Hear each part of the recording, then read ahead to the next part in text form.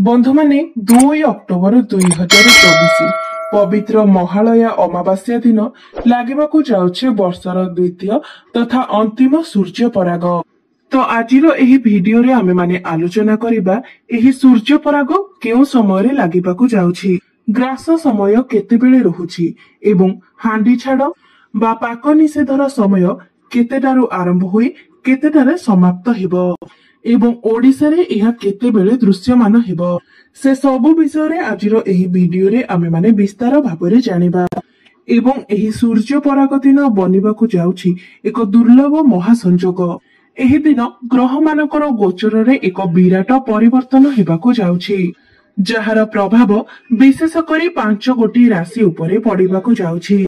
तो बंधु माने वर्षर एही द्वितीय तथा अंतिम सूर्य पराग एक उपछाया सूर्य पराग हेबाकु जाउछि एवं एही सूर्य परागर प्रभाव समस्त 12 गोटी राशि मानक उपरे पड़िबाकु जाउछि एवं एही 12 गोटी राशि मानक मध्यरु एपरि किछि विशेष राशि रहिसंती जो मानक उपरे एही सूर्य परागर शुभ प्रभाव पड़िबाकु जाउछि। तो बंधु माने एही सूर्य पराग एक उपछाया सूर्य पराग हेले मध्य एहार प्रभाव समस्त 12 कोटी राशि मानक उपरे पड़िबो। किछि राशि मानक उपरे एहार शुभ प्रभाव पड़िबो तो किछि राशि मानक उपरे एहार अशुभ प्रभाव मध्य पड़िबो। तो बंधु माने 2 अक्टोबर 2024 को वर्षर द्वितीय तथा अंतिम सूर्य पराग लागिबाकु जाउछि। तो बंधु माने एही सूर्य पराग हमर भारत रे 2 अक्टोबर राति 9:13 रे आरंभ हेबो एवं मध्यकाल राति 12:04 रे हेबो एवं एही सूर्य पराग राति 2:02 रे समाप्ति हेबो। एही सूर्य पराग भारत रे दृश्यमान हेबो नाही, तो एही सूर्य परागर सूतक काल मध्य मान्य हेबो नाही। एही सूर्य पराग अमेरिका, दक्षिण आफ्रिका एभली पाश्चात्य देश रे दृश्यमान हेबो, मात्र आम भारत रे एहा दृश्यमान हेबो नाही।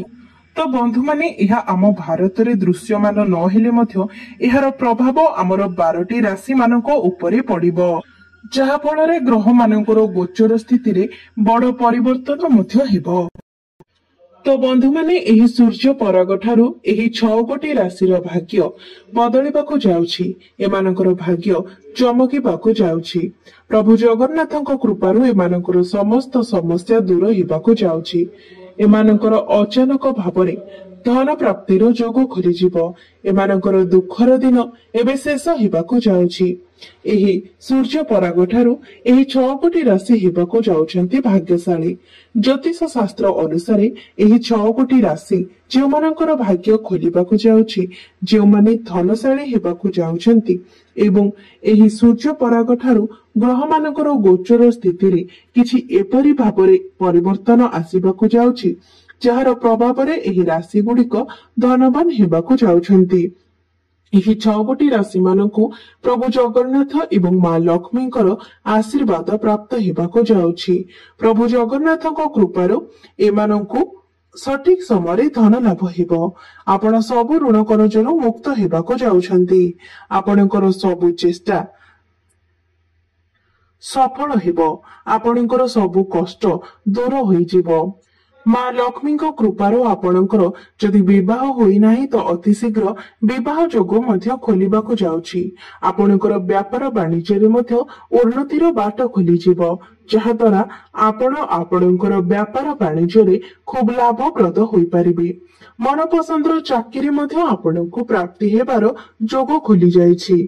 आपणको मध्यरे आकर्षण क्षमतार वृद्धि हेबो। आपणको लोक माने पसंद करिबाकु लागिबे एवं सम्मान दिबाकु लागिबे। आपणको द्वारा करा जायथिबा समस्त चेष्टा वर्तमान ठारू सफल हेबाकु जाउछि।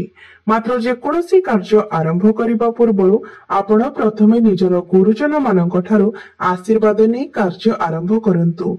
मां लक्ष्मीको कृपारो आपणको अजଣା स्रोतरु धन लाभ हेबो। परिवार तरफरु आपणको शुभ खबर मध्य प्राप्त हेबो। आपण मानकर दूरयात्रा करिबार सुजोग मध्य मिलिबो। एही सूर्य पराग ठारू आपणकर कार्य क्षेत्र रे आपणकर नूतन बंधु सृष्टि हेबे। जदि आपणकर कोर्ट कचेरी मामला लगी तो आपण जययुक्त हेबे एवं आपणको शुभ खबर प्राप्ति हेबो। तेबे आसंतु जानिनेबा सही राशि गुड़िक विषय जो मानकर भाग्य एही सूर्य पराग ठारू बदलिबाकू जाउछि जो विषय आज वीडियो रे आमे माने आलोचना करूछे। तो बंधु माने ता पूर्व वीडियोटी को लाइक करी चैनल टी को सब्सक्राइब करि दियंतु एवं कमेंट बॉक्स रे जय श्री जगन्नाथ जय मां लक्ष्मी निश्चय लिखंतु। तो प्रथमे हेउछि तुला राशि। एही सूर्य पराग ठारू आपणक जीवन रे सफलतार स्रोत बहिबाकू जाउछि। आपणको आपणक प्रत्येक चेष्टा रे सफलता प्राप्ति हेबाकू जाउछि। आपणको गृह को सुख समृद्धि एवं धनर आगमन हेबो। एही सूर्य पराग ठारू आपणक जीवन रे एक नूतन परिवर्तन हेबो।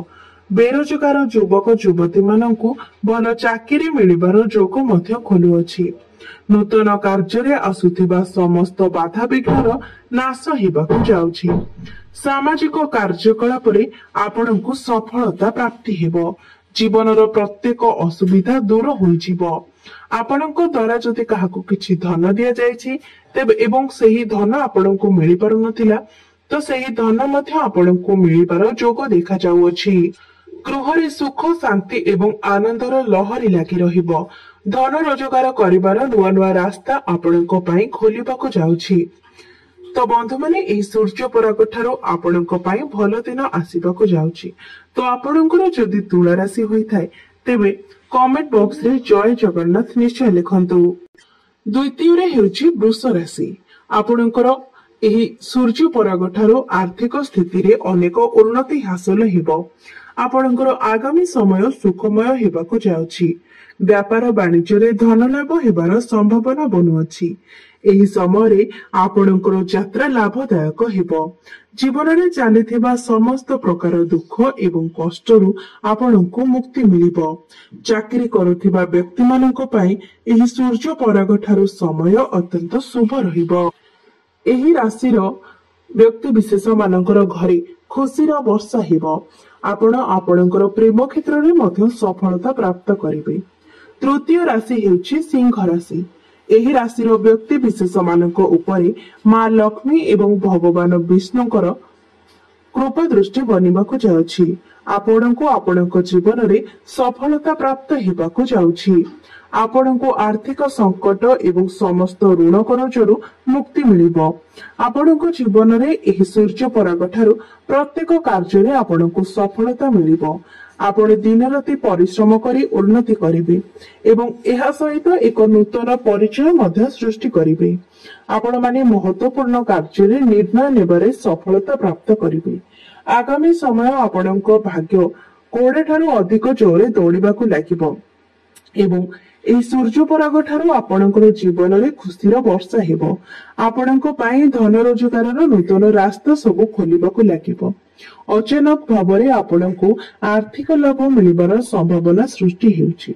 तो आपणकर जदि सिंह राशि होइथाय तेबे वीडियोटी को लाइक करिवे एवं चैनल टी को सब्सक्राइब करिदेबे। एहा सहित कमेंट बॉक्स रे जय जगन्नाथ निश्चय लिखिबे। तो चतुर्थ राशि हेउछि कन्या राशि। एही सूर्य पराग ठारू आपणको गृहरे सुख समृद्धि एवं धनर आगमन हेबाकू जाउछि।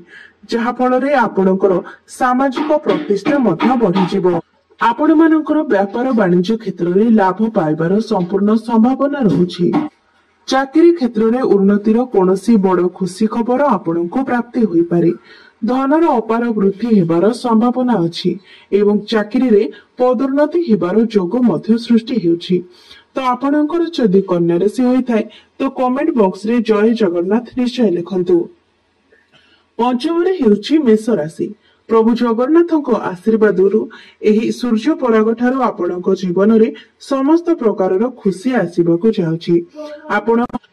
ଆପଣ ଅତି କଠିନରୁ କଠିନ କାର୍ଯ୍ୟକୁ ମଧ୍ୟ ସହଜରେ ଶେଷ କରି ଆଗକୁ ଆଗକୁ ବଢି ଚାଲିବେ। ପରିଶ୍ରମ ଏବଂ ଶ୍ରମିକ କାର୍ଯ୍ୟ କରୁଥିବା ଲୋକମାନଙ୍କୁ ଏହି ସୂର୍ଯ୍ୟ ପରାଗ ପରଠାରୁ ଅତ୍ୟଧିକ ଧନ ପ୍ରାପ୍ତି ହେବ, ଯାହା ଫଳରେ ଆପଣଙ୍କ ପରିବାରର ସଦସ୍ୟମାନଙ୍କ ପାଇଁ ଆପଣ ନୂତନ ଜିନିଷ ମଧ୍ୟ କିଣିପାରନ୍ତି। ଆପଣଙ୍କ ପରିବାରରେ ଏବେଠାରୁ ଖୁସିର ମାହୋଲ ଲାଗି ରହିବ। କୌଣସି ଶୁଭ ମାଙ୍ଗଳିକ କାର୍ଯ୍ୟରେ ଆୟୋଜନ ମଧ୍ୟ ହୋଇପାରେ। आगामी समय आपणक ପାଇଁ अत्यधिक शुभमय हेबाकु जाଉଛି। माँ लक्ष्मी नाम नहीं आरंभ कर समस्त कार्य आपणकु सफलता मिलिब। तो आपणकर जदि एही राशि होइथाय तो कमेंट बॉक्स रे जय जगन्नाथ निश्चय लिखंतु। षष्ठ रे हेउछि कुंभ राशि। व्यापार वाणिज्य करुथिबा व्यक्ति मानकु एही सूर्य पराग परठारु तांकर व्यापार वाणिज्य क्षेत्र में अहेतुक धन लाभ हेबार संभावना सृष्टि हेउछि। आपणकर सफलता को देखि आपणकर शत्रु माने आपणक प्रति अत्यधिक उग्र होई पड़िबे एवं आपणकर क्षति साधन करिबार बाट खोजिबे एवं सेथिपई अनेक चेष्टा मध्य करि पारंती। मात्र आपणको सेथिपई डरिबार कोनोसी आवश्यकता नाही, कारण आपणकर एही शत्रु माने सेमानकर चेष्टारे विफल हेबे। सेमाने कदापि भी सफल होई परिबे नाही।